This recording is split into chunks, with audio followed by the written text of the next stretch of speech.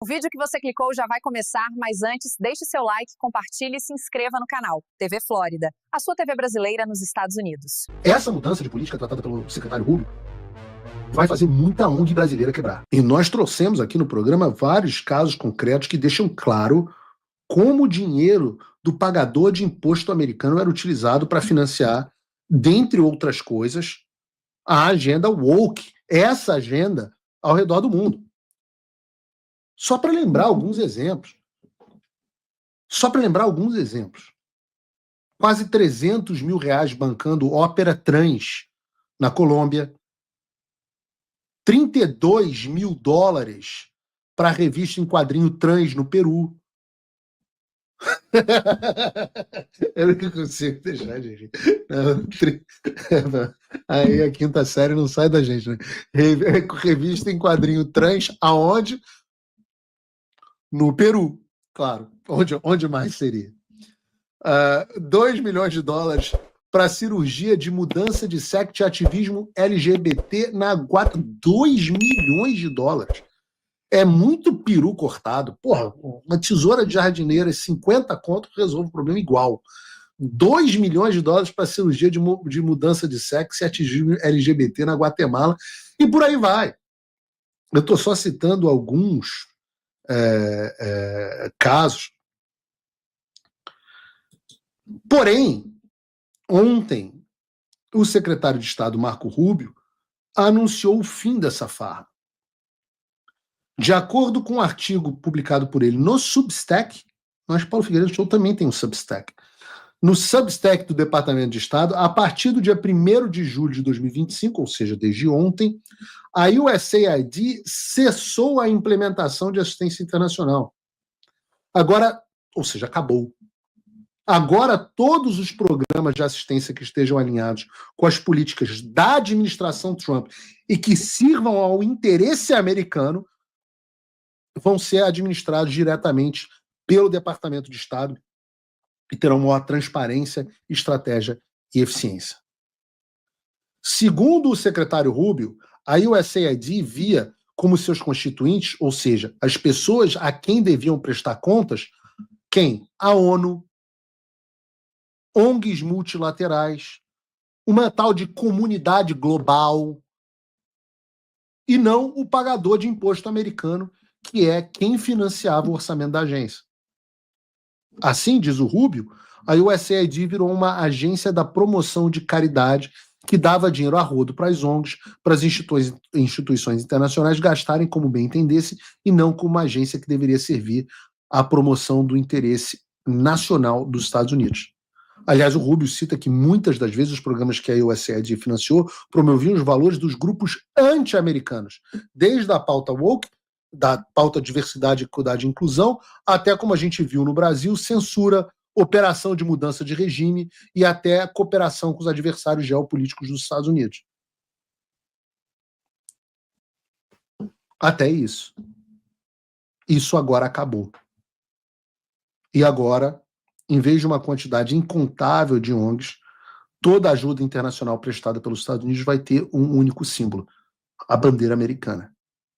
Quem receber recursos dos Estados Unidos vai saber que aquele dinheiro veio do pagador de imposto americano, do país mais próspero do mundo, e não de uma ONG repleta de vagabundo, repleta de estagiários de cabelo no sovaco e cabelo roxo.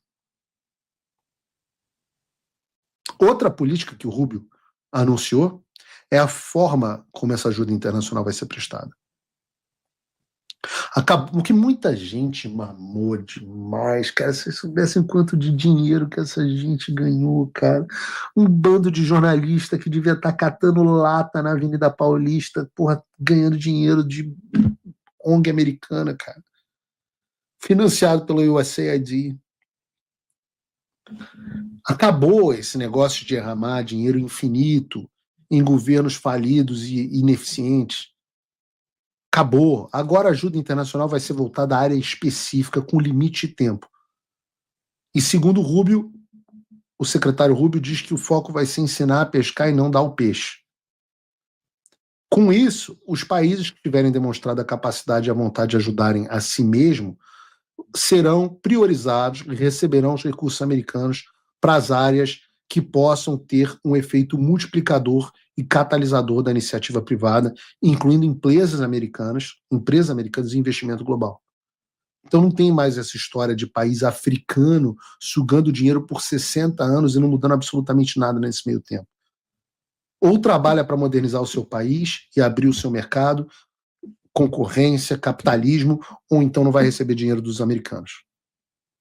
O secretário Rubio conclui o artigo dele no Substack dizendo que o trabalho está avançando, que os Estados Unidos já veem um progresso tremendo em conseguir fazer com que a ONU, os países aliados e fundos privados paguem uma parcela maior em projetos de ajuda internacional ao redor do mundo, o que, segundo ele, inclui até mesmo o sucesso do Trump conseguindo fazer com que os países da OTAN aumentem a sua participação nos gastos de defesa da organização. O foco de tudo isso, é claro, e foi explicitado pelo Marco Rubio no penúltimo parágrafo do artigo que eu vou ler para vocês. Este modelo também nos colocará em uma posição mais forte para combater o modelo de ajuda exploratória da China e promover os nossos interesses estratégicos em regiões chaves ao redor do mundo. Ontem, então, meus amigos, foi decretada a morte da USAID. Foi decretada a morte da instituição que financiou a ditadura brasileira e parceira do Alexandre de Moraes. Foi decretada a morte do financiamento global da pauta woke, da lacração, da pauta que financiava os movimentos ativistas do deputado Felipe Santos. Acabou. Essa mudança de política tratada pelo secretário Rubio vai fazer muita ONG brasileira quebrar. E é um belo prego no caixão do complexo industrial da censura. Quando a gente fala em complexo industrial da censura, o que a gente quer dizer com isso? Paulo, o que você está falando de complexo industrial da censura? O que a gente está chamando, esse termo não é meu, eu acho até que é do Michael Schellenberger, eu não tenho certeza. Mas é porque a gente está falando que existe um negócio na censura. Eu já expliquei para vocês, óbvio, quanto que ganham de dinheiro os escritórios dos familiares de ministros do STF, as pessoas que participam de lobbies no STF, do Gilmar Palusa, já falei sobre essas pessoas, mas não são apenas estas. Você tem agências de checagem de fato, você tem jornalistas que trabalham para agências de checagem de fato, você tem esses caras tipo o Fábio Silva que vão arrumar uma boquinha numa ONG, numa entidade internacional para poder ganhar um saláriozinho para defender a censura. Você tem uma série de até mesmo a imprensa, velha mídia, que recebe grants, né, recebe bolsas para poder financiar a checagem de fato. Você tem pessoas que recebem dinheiro para promover a censura, como, por exemplo, recebeu o Felipe Neto, o instituto dele, através do instituto dele. Tantos outros, empresas de tecnologia que fazem monitoramento e software de monitoramento de redes sociais. Gente, entendam, existe uma quantidade gigantesca de gente que encheu a burra de dinheiro com a censura. E o nome a que damos a isso é complexo industrial da censura. E o que isso significa? Significa que acabou a censura? Não. Vejam, a gente deu até um outro exemplo, é o Poynter Institute. Na semana retrasada, logo antes, dia 25 de junho, então semana passada, né? Uma semana atrás, o Alexandre de Moraes estava dando, com a ministra Carmen Lúcia, palestra no Global Fact 12, que é um evento internacional do Poynter Institute e da International Fact Checking Network, a rede internacional dos checadores de fato.